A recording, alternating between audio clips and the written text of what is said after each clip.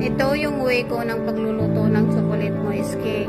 So, gusto nyong gayahin yung ingredients ko, nasa dulo ng video yung complete ingredients. So, we will start.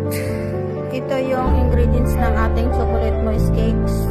2 large egg, 1 table vanilla, 1 teaspoon white vinegar, 1/2 cup fresh milk, 1/4 cup oil, 1 cup sugar, then stir well. Tapos, idagdag natin yung mga dry ingredients.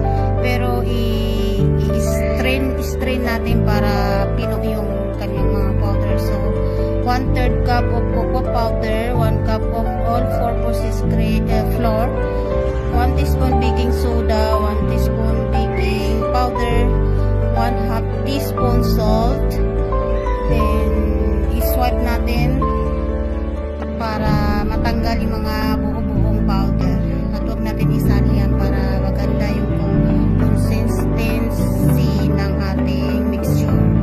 So, pagkatapos niyan, nilalagay natin siya sa baking bowl. Lagyan natin ng baking paper para mas madaling tanggalin mamaya pag naluto na siya.